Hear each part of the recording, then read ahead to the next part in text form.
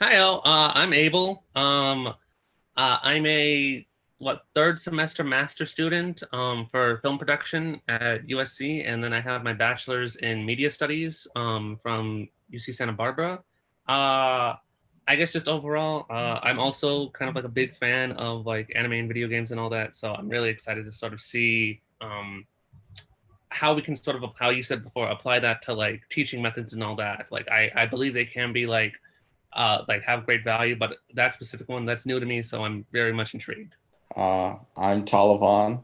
I am a fourth year undergraduate, film and media studies and history double major at UC Santa Barbara. Um, and yeah, that's me. Hi, I'm Isabel. I am a fourth year English undergraduate student at UCLA. And I've also taken several classes in the past where we've looked at different medias within English classes, but we haven't quite done anime, so I'm excited to see how that works.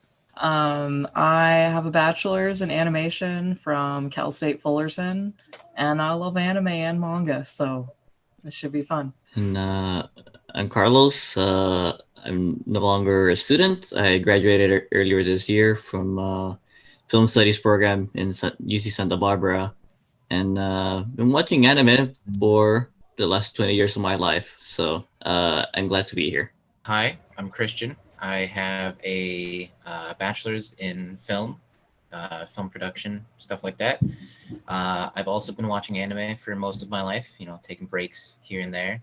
But I am very excited to see, how it all gets taken into more of like an educational sense. My name is Revere. I also recently graduated from UCR. I don't have a degree in anything related to film or arts. I have a sustainability studies degree. I also don't know too much about anime, but Michelle and Harley are my best friends, and they have been introducing me a lot more to anime, and I quite enjoy it. So I'm excited to learn from it from a educational perspective. Hey guys, so for this teaching demo, students will be watching an anime titled Kiss Him Not Me as their informal assignment. Kiss Him Not Me is a romance comedy anime that focuses on Kaisara Numa, a chubby student turned model after falling into depression when her favorite character dies in her favorite anime. And as a result of her transformation, she attracted the attention of her school's pretty boys in an otome game-like setting. At the end of the show, students will then discuss their thoughts on the film as to what strikes to them or turns them off, whether it is the show's themes, the characters, the script, or the music. They can focus on any aspects of the media. There's going to be guiding questions to help the discussion move along, but for the most part, it's going to be the students guiding the discussion. The purpose of this informal assignment is to make students aware of the media we may not have originally associated with education, to show the participatory culture that we are a part of can be made electorate and serve more than what the media or content is originally digested for. Another thing I wanted to note was that because these are students volunteers and they didn't know what electricity and participatory culture was, I set up a quick lesson with examples to help them get a grasp of the two concepts. I also set some time to answer some questions they had about the terms before we dive into the actual discussion.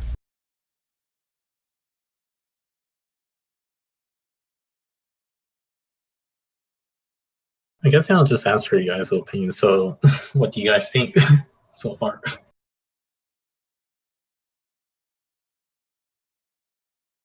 I was worried going into this that this was going to be, the worst of times, but it wasn't. It was a bit of both. Um, I still, I can't hate on anything too much. There's not that many anime that are explicitly aimed at a female audience, and I can't hate anything too much that's like that. Also, I'm a big Moe Boom guy. That the just the Moe era, as it were. also, you know, I like that it's kind of a self-contained story where, you know, the character grew and learned some stuff. That's nice. But you know, a lot of the conceits just are, you know, pretty. I think at least a couple of the conceits are pretty big turnoffs for me, and also it's just not that much to sink my teeth into. Okay, like, Sorry. oh no, Victor, were you gonna say something? Like, No, I was apologizing for naming the wrong person. Okay, I think Isabel was also gonna say something, but I jumped in. You can You go. want? No, you no, good? you can go. You're good. Okay. So like we all know fat phobia is very prevalent in Japanese anime, and like Thank you. Okay, someone yeah, pointing at the like elephant it in the is room. just like I was like, oh man, like I thought like maybe like this is apparently also older. I don't know like how old this is. I didn't do any research on it before. Just yeah. Anyway, I'm just so tired of the trope of like the like fat girl that like, you know, nobody really likes, and it's very prevalent that she was like in the she was in the nurse's room, and then people were like, were you even hurt, you know, like, and like nobody was taking her seriously, like she did not exist, and then all of a sudden like she becomes like this pretty girl who's thin, and even her voice became less fat, which I was like a big like fuck you to this whole idea of like fat voices. You know, then all of a sudden she gets all four of like the pretty boys paying attention to her, and now they're like, oh, it's okay that she's into like this weird anime shit or whatever, because she's hot now. And so all the things that she would have been like probably made fun of for like was now okay, I guess. And then but on the flip side, I had to start there. I had never, again, like I don't know a whole lot about anime, but I had never heard of that whole thing where it was like apparently a thing for like women to try and pair men together. I thought that was so interesting though, like, and like definitely one of those things where in the animes I've seen, like the women are definitely more conservatively written, so it was fun to see kind of like this awkward girl have like these huge like fantasies about these men getting together. Okay, yeah. If anyone wants to talk first, but I want to add on to that. If anyone or okay. No, I agree with what Revere said in that, like, I thought taking the Fujoshi angle of like giving her, you know, that she likes a pair and all that, I thought that was going to go like somewhere where I felt like it didn't get to, because I think if you just tweaked it just a little bit more, like you can play with the whole, like the fact that like, you know, everyone around her is kind of really shallow, and then the fact that she sort of like takes like the traditionally kind of like, you know, fetishizing guys and fetishizes them themselves, especially with the whole like the yaoi, the like the gay pairing things works like a lot. But I guess where it kind of loses me is that like it only goes like halfway just to like make it for like comedy references. And so maybe just because it's like the first episode, that's all we're getting. But I don't know. I'm gonna say like I feel like after watching this first episode, like I feel like I've seen the whole show. Like I feel like it's going to be like a lot of just like they're gonna go on dates with her and then they're gonna argue about it. She's gonna be all like, "Oh my god, they're so cute together," and then something of like otaku versus or of like nerdy girl versus like being like, you know, the pretty girl. And like I feel like that's sort of like the repetition we're gonna get into like for every episode. There may be more, but it just seems like, and there's nothing wrong with it, but it seems like it just wants to like mine the comedy aspects of it. And I feel like if it just kind of went a little bit more into like pointing out sort of like, you know, the shallowness of people of like in the show, or pointing out sort of like her idea of like, you know, of like how everyone's perspective changed on her and stuff like that, that might have added more for me, I feel personally. But I don't know. That's why I said like I'm curious to see what everyone else kind of thought about it. Like, I guess to me the best way to put it in, like, this isn't a jab, but like I still think it's a funny show. But it's, to me, it's like almost interesting, but not quite there. I think I want to second what Abel and Ruby were talking about. That like, I thought I was just kind of like giddy laughing like the whole way through watching this thing because it was just so cute to watch this happen. But at the end, when like I felt like the morality of like what the boys were saying were like, oh, you should just like what you like because it's like, you know, people, that's what people want to see in you. But it just felt like, no, they're probably hanging out with you because you're hot now. And it's like kind of like I felt like I fell off a bit on that end, like the morality angle that we're going for. But it's like I don't know. I also like it feels like it was just more done for like a setup rather than like trying to get more into like, I don't know, more like what Fujoshi culture and otaku culture and like how that seemed like more like generally as like a society. But I don't think they'll probably go into that. Just more meant for like a sketch show, which I think it's like, I don't know. It seems like that's all it needs to do for it to just kind of just be like the comedy anime show, slice of life kind of thing. It felt just that she was fetishizing people and it was funny, but the show was fetishizing her and fetishizing them as on top of that, which made it kind of sad in a way. Like trying to have its cake and eat it too, I guess. Yeah, especially, and I also think, I don't want to get into a whole thing about the issues with, you know, this type of show fetishizing gay people, because that's a whole other can of worms. And I think there are more interesting and cooler shows where that discussion could also be had within the context of an more interesting and cooler show. Isabel, you wanted to say something?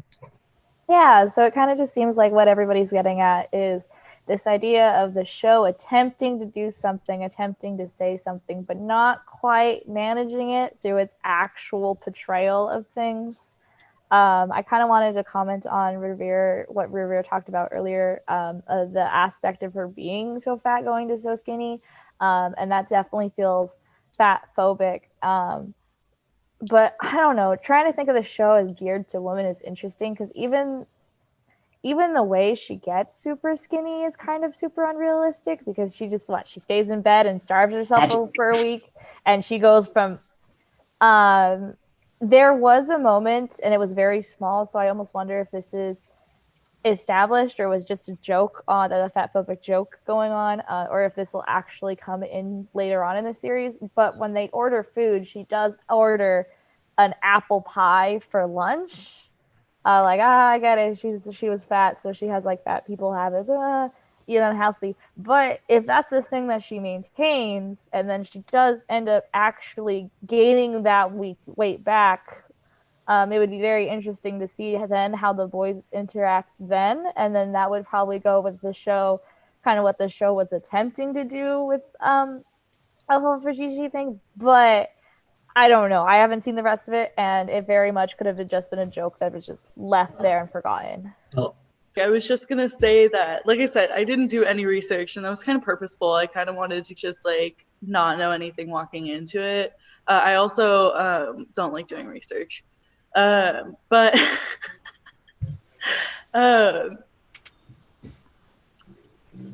sorry, my joke caught me off guard. I made myself laugh too much. So like when I read the title, like Kiss Him, Not Me, I thought that it was going to be like a lesbian thing. Like I thought that there was going to be some guy like chasing after her, and she was like, no, but I love this other girl. Like, you can't have me. But I was almost, again, because like I had never seen like this, I don't know if it's a subculture or whatever, of like the like women who I'm presuming are straight, right? Who are like almost like homo voyeurs, if y'all have heard that term before, which was specifically, coined for straight women who fetishize gay men and other gay people because they kind of get the escape of their own heterosexuality without actually having to do any deviant behavior. So it seems very similar to that. Like homo voyeur is very specific to American culture, so it kind of seems like a Japanese version of that. And so like I'm glad to hear that there is like a lesbian character introduced, because I was kind of hoping for that. Like, yeah. Did anyone feel also weird about like the whole ending of it, where she's like, "Oh no, I can't let anyone know that I like anime," and they're like, "What's the big deal?" Yeah, Yeah, like I mean, having one perceived like flaw or deviance would just instantly destroy her value as a person. I thought Well, that was interesting. I get the context, and I get why. There are lots of anime that have a similar narrative thing, which is why I wasn't too interested in it until the end, when they seemingly resolved it, or resolved a large part of it, when I was like, okay, we're getting somewhere here. But I've seen the similar thing, and it makes sense. It's a very relatable thing for anime's main audience. I wanted to add in, following the idea of the boy specifically, you know, kind of just accepting her as an otaku because she's hot. Something that really stood out to me. I don't do character names very well, so I'm gonna call him the tall guy. He's mysterious. He asked her for the book. The tall dude, it seems, and all of the reactions to her throughout the entire episode just seems so like accepting and normal, and kind of like he already knew. And I mean, there was that moment then in the like med bay where she just automatically knew who she was, unlike everyone else. And it almost seemed like his character was meant to represent like acceptance of her and like love for her person before like the other people jumped in. And so I think it's interesting that there's almost like those two perspectives going on within the same anime, to have someone so accepting of one character because of who she is, and then also have them because of her looks and slash like trying to kiss up. I think it's an interesting statement that the creator's trying to make. Yeah, I agree with that. And like, it is weird too, because like they do point out like explicitly that like it's not like any of these guys like ignored her either. It seemed like she was on like a good sort of like a friend sort of relationship with all of them. And so that might also be saying something too, like if I want to stretch it, of like how sort of like, you know, men consider like women that are attractive to them as like, you know, friend material, but as soon as they become attractive, that they can't see it as anything but like a romantic like interest. So that could be something there too. I will say though, I did appreciate the shading. Okay, hear me out. This is going to be a little objectifying, but like, it's anime. I did appreciate the shading of her boobs post becoming skinny, because like I felt like they could have done the really intense, like they spent way too much time on the boobs than anything else on her body. I felt that it was a little like more subdued, and I mean like she definitely had boobs, but it wasn't like the whole, like you were just like zoned in on the boobs because there was nothing else to look at, you know, which is very common. As Rivera mentioned, it's not a hugely distinctive aesthetic. As I said before, I really think Tropic Understanding is doing a lot of the heavy lifting here, and that was sort of an issue. But it is not a specific issue. It's something that affects a lot of anime, and I'm not the first person to bring this up. I would argue that they don't really do much to like portray being an otaku as a bad thing. Like it felt more like the viewer kind of already had that idea going into the show, because it's not like they show the people saying like, oh, you're like you're an otaku, like that sucks, like or like, you know, or like showing like that sort of being like into the whole nerdy thing is like, you know, you don't see people like bullying other people for that kind of thing.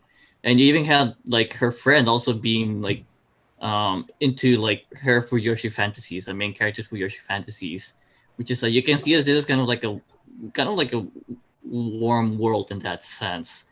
And what I thought was interesting about that is that I think what all this anime is trying to do is just kind of be just like an escapist kind of fantasy to this kind of thing, where like I feel like that may be the reason as to why it doesn't really delve much into like the problems that it could address. Like I feel like it's just supposed to be something just fun and happy to just watch and kind of just, I don't know, forget about the troubles of it for a while. So it's been something I've been trying to brew on. I think Carlos helped me unlock it. Like on the escapist element, it was bothersome to me that it seemed like they didn't even want to show a fat person on the screen for that long. And I think that's just part of the internalized fat phobia of like, man, I wish I could be that really cute chick and just magically turn into her overnight.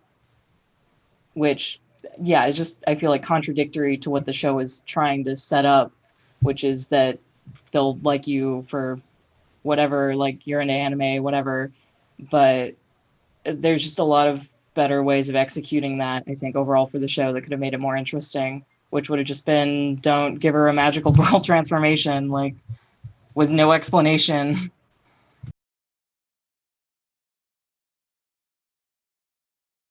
There's a lot of shorthand in this show, and a lot of shows like this, to where like there's sort of like an expectation that they know sort of like who's going to be watching this, and this isn't like a show that's like this isn't, I don't know, like Naruto or something where it's meant for like a large majority of people to watch. Seems like it's very much catering to a specific type of audience. If you're trying to get like people of like varying levels to like anime, this is something to what like Revere said. It's very friendly and doesn't have a very high learning curve. So this would like start with this, and then you lead on with like probably like stuff that's asking a bit more from like your students.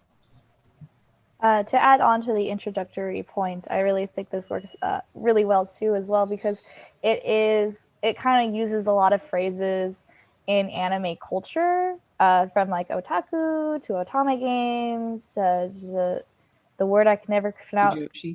Yes, thank you. And I feel like getting that as well is almost like an introduction to the culture along with an introduction to the media itself. Yeah, I think one of the things that stood out to me about the show overall was that it didn't really dive too deep into it, but I honestly think that was one of the strengths of using it as a piece of analysis, is because everything you see is kind of like a very general, very like surface level assumption that you're going to be able to carry into other shows.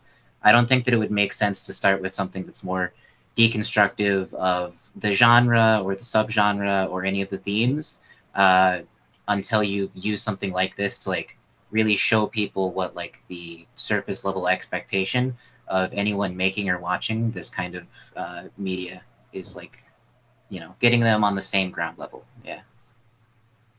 You said the whole sort of the self-deprecation and like kind of being that, like, I feel like the show itself too is also a bit of that. It's like going back to what I was saying before about the whole like of like it knows its audience, and like how Michelle said, like otome players and all this. It's like it feels like it's self-deprecating in that, in the like it very much is like making jokes at like your own audience expenses too, as of like, you know, it's like if this is to otome, if this is to like girls who like play otome games, like the perception the show has on otome girls is that, you know, they're chubby girls who don't have much and like yada yada, and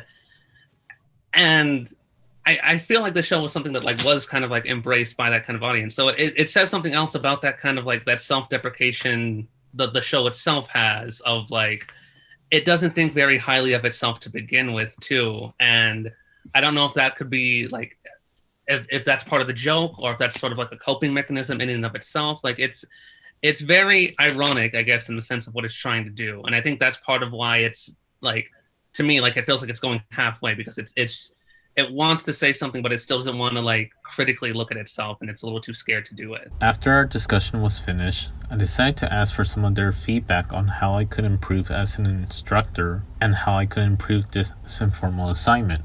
One of them brought up is that I should learn how to facilitate talks, stopping students who are contributing a lot already for the discussion to allow other students to get their point in. If I intend on using an anime or any sorts of film, to consider whether or not it's something that students who may have limited knowledge of the media culture be able to digest.